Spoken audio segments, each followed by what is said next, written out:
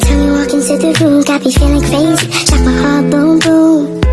Any other boy would stare, but me I look away, cause you're making me scared. Trying not to breathe, 1, 2, 3. Penyeberangan Sungai Yordan, bangsa Israel telah berada di padang gurun selama 40 tahun dan sekarang siap untuk memasuki tanah Kanaan.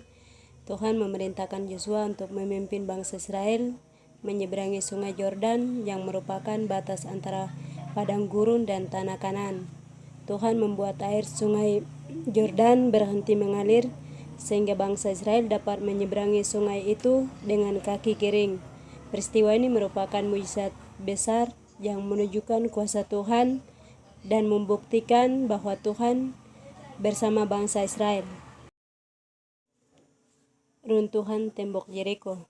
Setelah menyeberangi Sungai Yordan, bangsa Israel tiba di kota Yeriko yang merupakan kota pertama yang mereka hadapi di tanah Kanaan. Tuhan memerintahkan bangsa Israel untuk menyempuk kota Yeriko selama 7 hari dengan membawa tabut perjanjian dan masukan yang berjalan mengelilingi kota.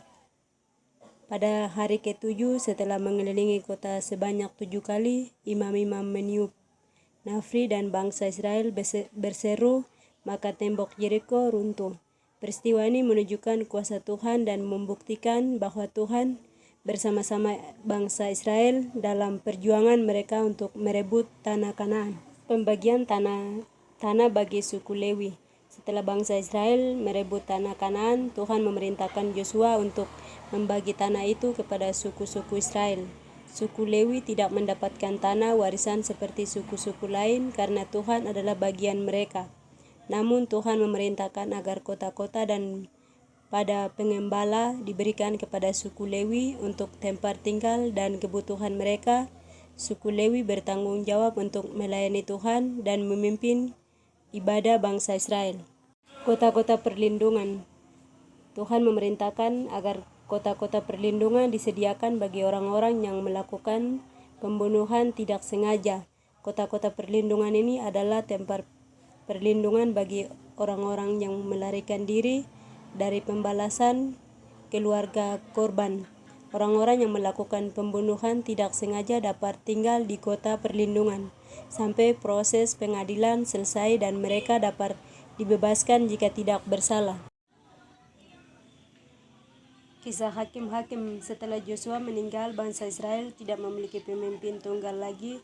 Tuhan membangkitkan hakim-hakim, yaitu pemimpin-pemimpin yang dipilih Tuhan untuk memimpin dan menyelamatkan bangsa Israel dari musuh-musuh mereka.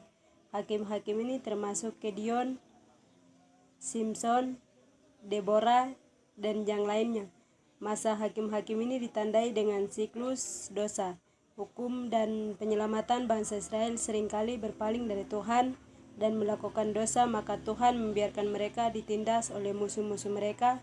Namun ketika mereka bertobat dan kembali kepada Tuhan, Tuhan membangkitkan hakim-hakim untuk menyelamatkan mereka.